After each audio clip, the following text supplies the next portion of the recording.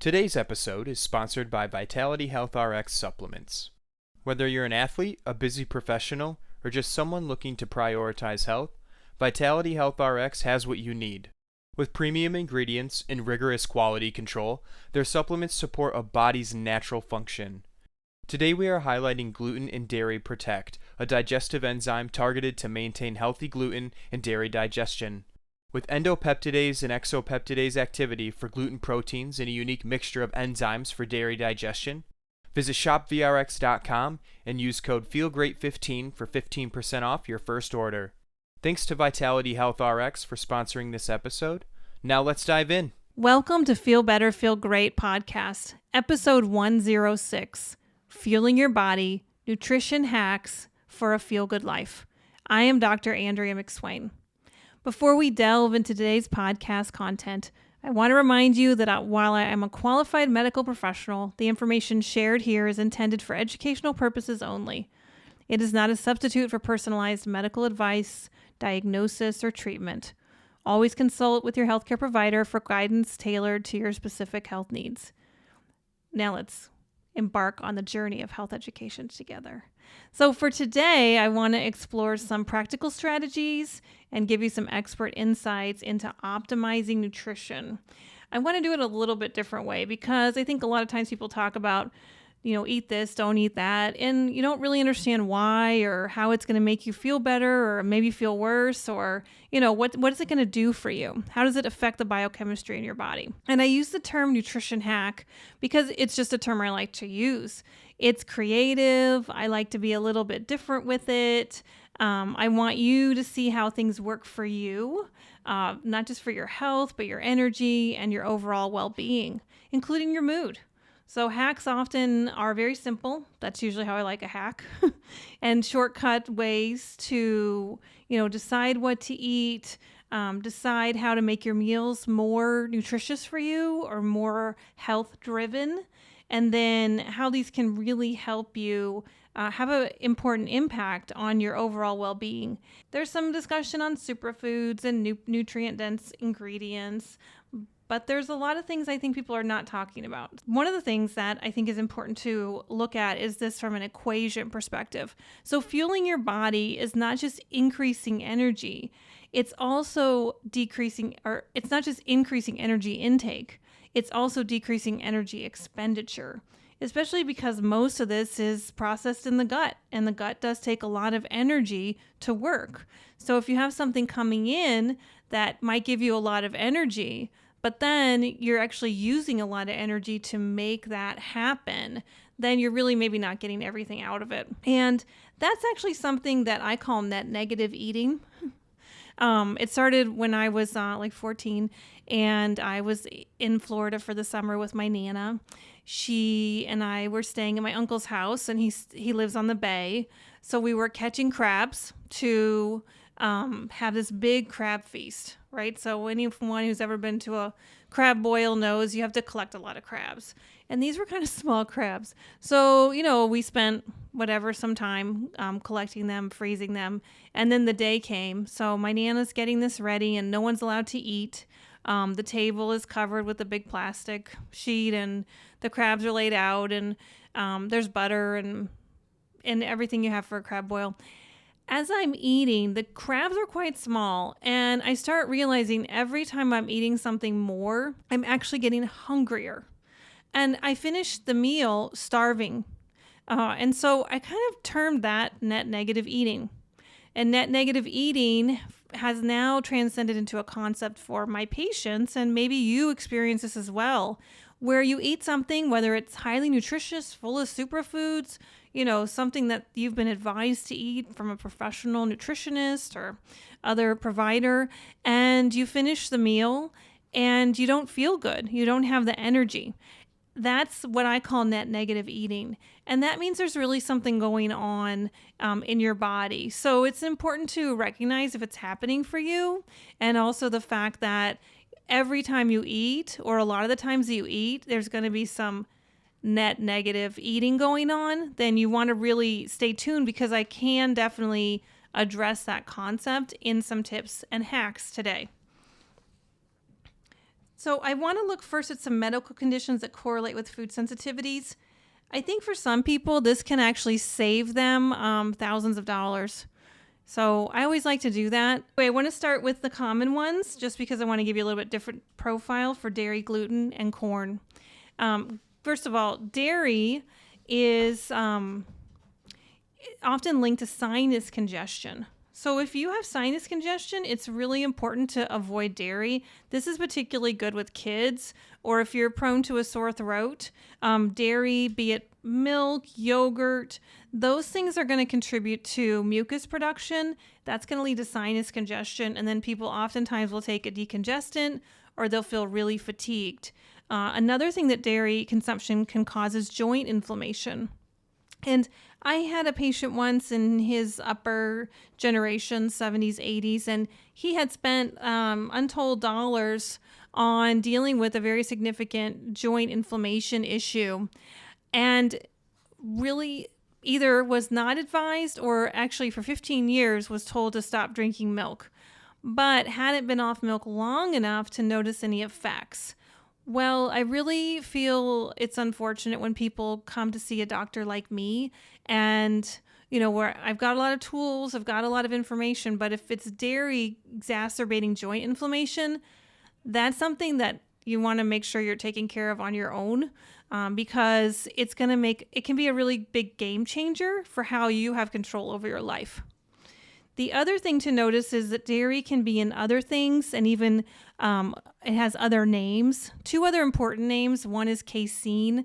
Not a lot of people use that word necessarily, but a very common term used in health supplements and shakes is whey. And so some people have come to me in my practice and said, oh, I don't use dairy. And I asked them to see a photo of their protein shake they might be taking, and it's whey. So that is dairy based, and that can lead to some inflammation, quite a bit in fact. So I want to bring that to your attention. Now gluten.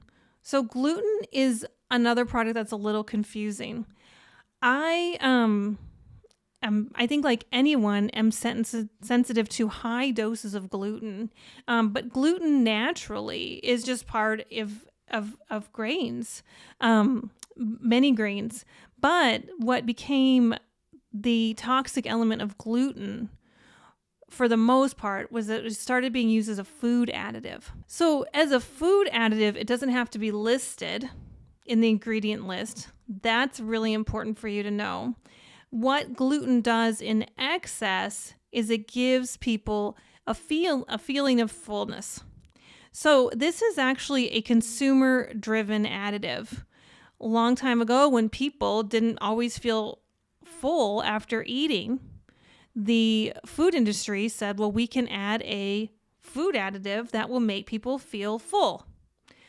So, for example, a very popular oatmeal company added 400 times the natural amount of gluten. So when people ate oatmeal, they felt full. And for some of us who are nearing 50, we remember the days when oatmeal didn't particularly make you feel full. And consumers really said, I would like to feel full. And the food processing industry added gluten. Another example of that is soy sauce. And I did not know this for a long time until 7 or 8 years ago. But since sushi is not particularly filling, adding soy sauce with gluten will definitely make the consumer feel fuller. And so that is one of the reasons why gluten was added by the food industry, why it's so prevalent.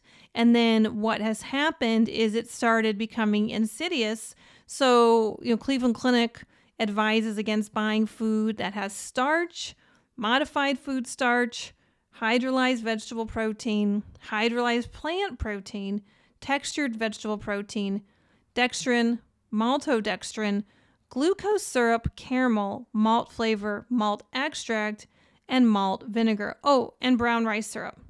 So these are some ways that gluten can be said to be in the ingredient list. And again, it isn't required that it is in the ingredient list.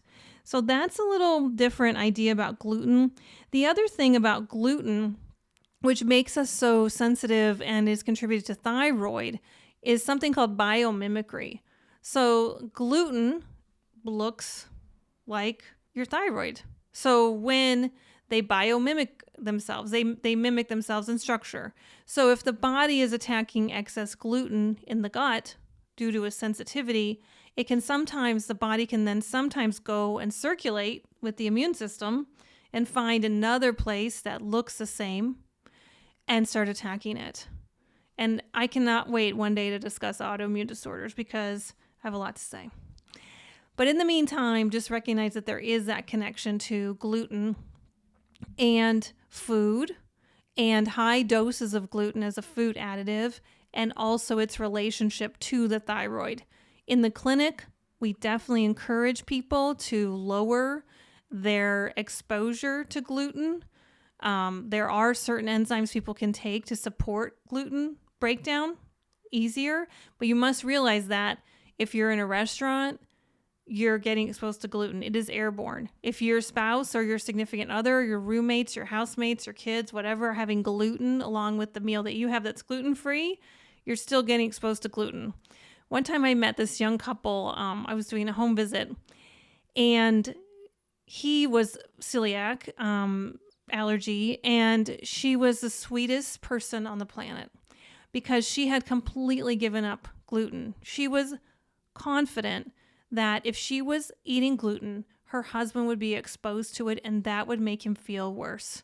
And she completely stopped it. There was nothing in their house, and she was really guarded of her husband. And I was so impressed with that because she was right. And she faced a lot of resistance from other people saying, oh, you don't have to worry about it. It's not your problem. It's his problem. But she really understood that when she stopped eating gluten, he was better. And I just really want to recognize her and, acknowledge the people who do that for others that they love. So that's a little tale about gluten. Okay, this is kind of my favorite, not favorite one, I got to be honest, corn. So corn, first of all, I'm just going to say popcorn's not a food. We can talk about that because it doesn't break down. It doesn't give you anything. Change to popped rice. So I'm going to all the popcorn lovers out there who are having migraines or headaches or joint pain. But corn is a trigger that makes people feel worse, particularly migraine sufferers. And I would really strongly encourage you to recognize that removing that source of pain from your life can make you feel tremendously better. And corn is absolutely everywhere. And so you have to be really judicious.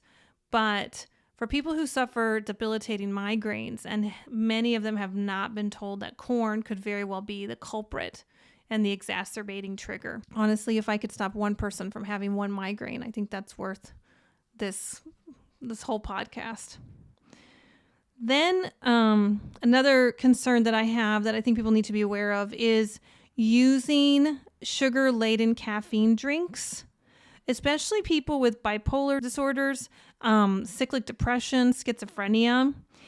People who are struggling with those disorders or diseases will often turn to sugar and caffeine because sugar makes you feel good. Caffeine gives you energy. But what happens is actually because they're such significant disruptors, they do the opposite. And over time, they get a high that's really quick, but they get a huge crash and burn that lasts and deepens. And that then gets incorporated into their cortisol and natural energy patterns. And so I really want to encourage you to consider that these foods are highly addictive and they have a significant impact on the body's hormones and mood. One more that's a little bit different too is xylitol. I just recently got tricked by this, so I want to be telling you about it.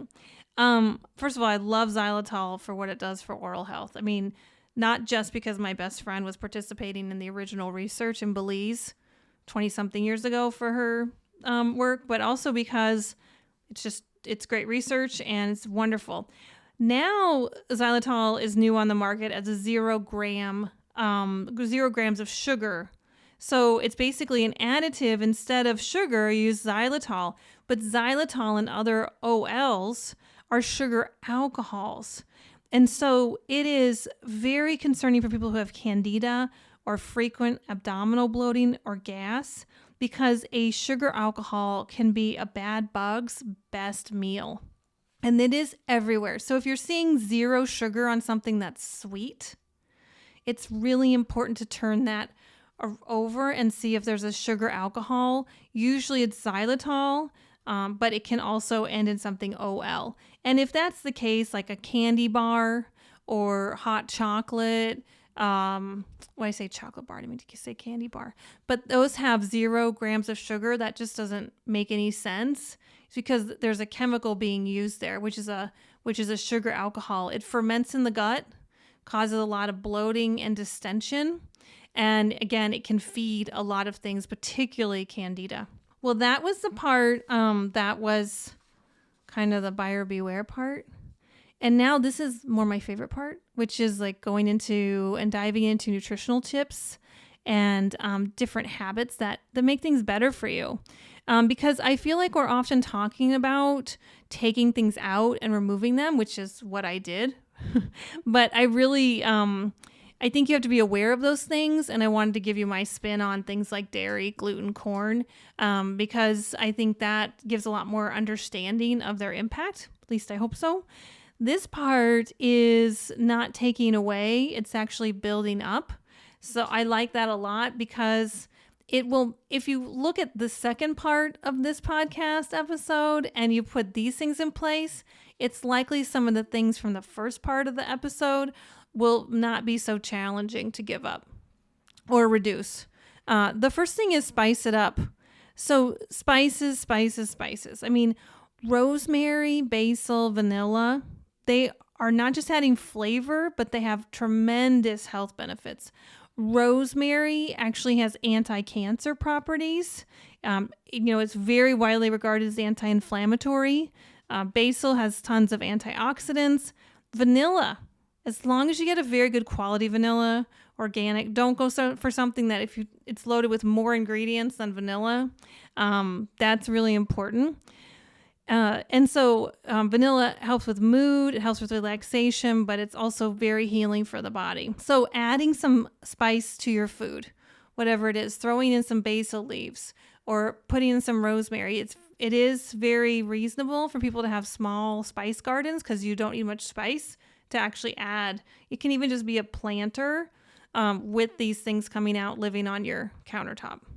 So like the rosemary, basil, oregano. So my take about Ayurvedic medicine is that it was developed by the Indian population because they were aware, even thousands of years ago, for the increased risk of developing diabetes.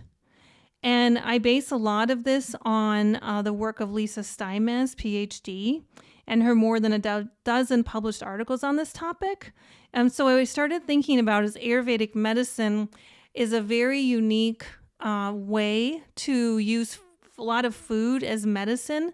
That principle is very strong in Ayurvedic medicine. And then there's also this propensity for diabetes. So when you use all these really good spices in most of your foods, you're really supporting your digestion capability and your pancreas, which is kind of the epicenter of dysregulation that leads to blood sugar dysregulation. And that's part of it. Also does a lot of digestive support. So the pancreas is really involved in both of those processes, blood sugar regulation and digesting your food, breaking it down. And so if there's that problem, it's really helpful to look at spices to be supportive.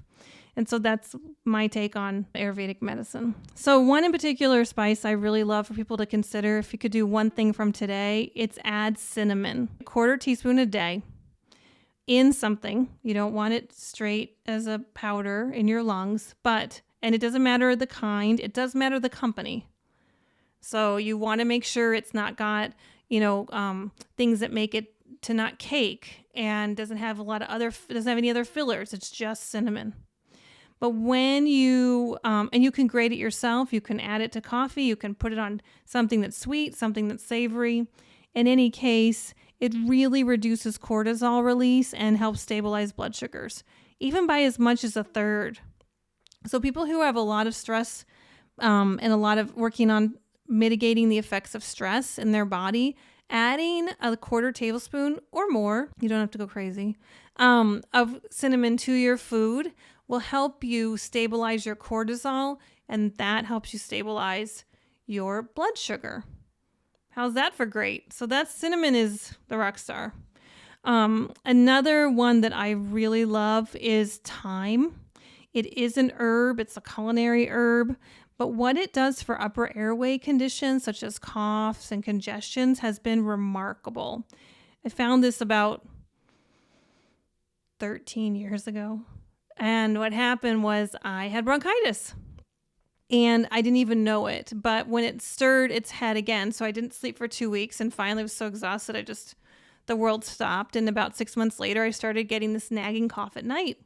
Again, I thought, oh, no, something's got to change. So I looked around and found a way to support myself with thyme. And thyme is a fantastic way to open the airways. It's a fantastic way to support respiratory health and definitely even addresses bronchitis, which I think is very important because a lot of people can have post-viral bronchitis. They can have a lot of things like that. I like it better than oregano, which a lot of people have used oregano for a long time for respiratory health, but oregano can raise blood pressure. And so I want you to be aware of that because I think thyme is a greater gain for you, particularly people who have respiratory conditions may also have blood pressure conditions, and adding oregano can be not as beneficial where thyme will really work. And one thing I want to discuss as a OB-GYN is cranberries. And this, again, I see it time and time again. I want people to understand where it's coming from because cranberries have a fantastic ability to prevent, which is what the research says. And since I believe prevention is treatment, you can definitely use cranberry juice as part of your regimen for urinary tract infection treatment. Now, cranberry juice with sugar in it or sugar alcohols is only going to make things worse. But pure unfiltered cranberry juice is fantastic.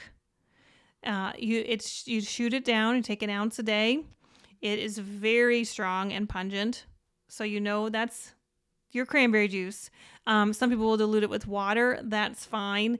Some people will dilute a little bit of apple juice, and that's okay. But definitely imperative to have cranberry juice on board, unfiltered.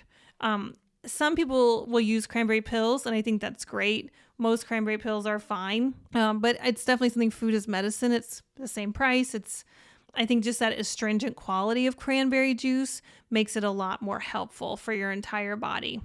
The second thing about it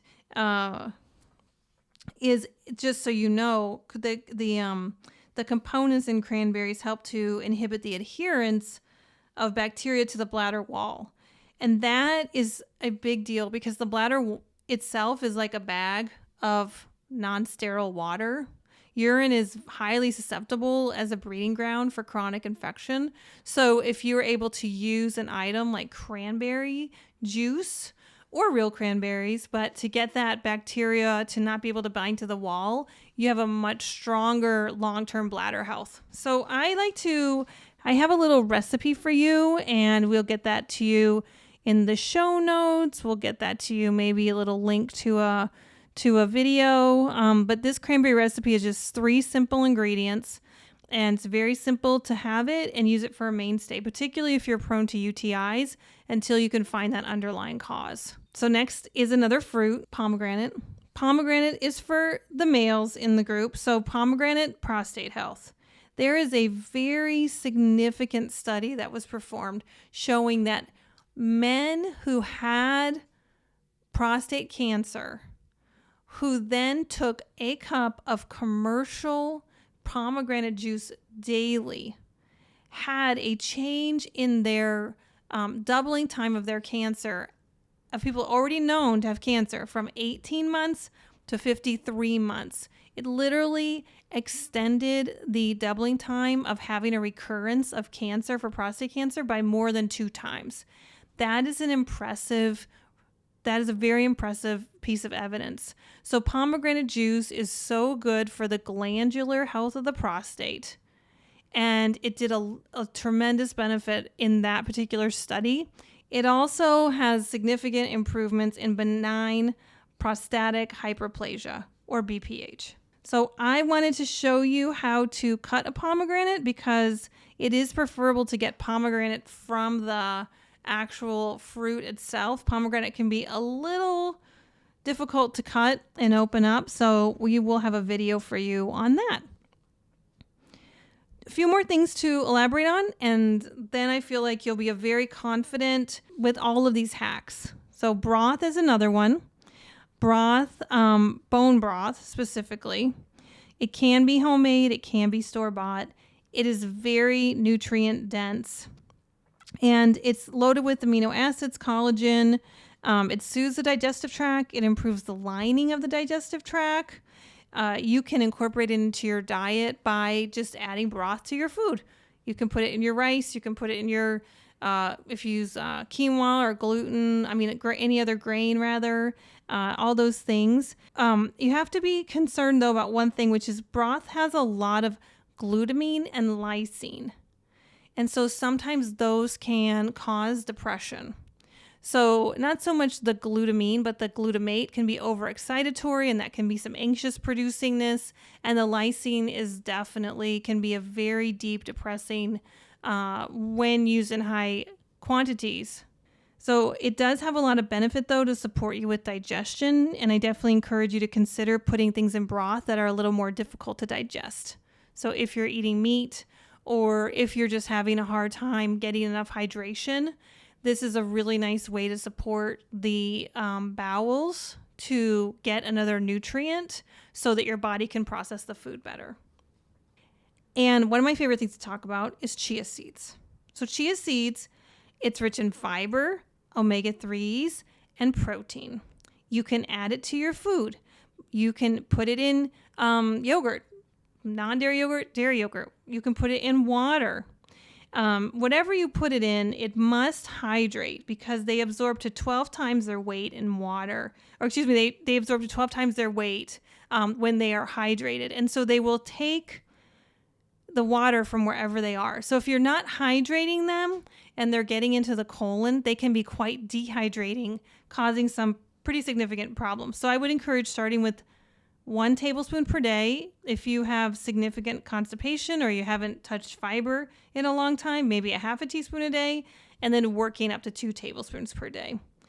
So definitely you want to make sure that you're getting those chia seeds in. Chia seeds, like I said, are an omega-3. Sometimes people will use a vegan omega-3. If you're using a vegan omega-3, that is something that can be quite costly because it's primarily the the ALA. And the ALA is the vegan omega-3 option, and you'll get that for chia seeds for about $4 a monthly supply. That's why I love chia seeds. And you can be quite creative with what you put chia seeds in. So I hope these nutrition tips and hacks really supported you with health information and some valuable insights into maybe how you can apply them. Please send us how you apply them, what makes sense for you, what you started doing with them. Those nutritional hacks are really great. Maybe you have one you want to share. We'd love that. So thanks for joining today's episode of Feel Better, Feel Great. Please join us next time as we continue our exploration of wellness topics to help you live the healthiest, happiest life. Until then, remember to nourish your body and mind with wholesome foods and mindful eating habits. Thank you.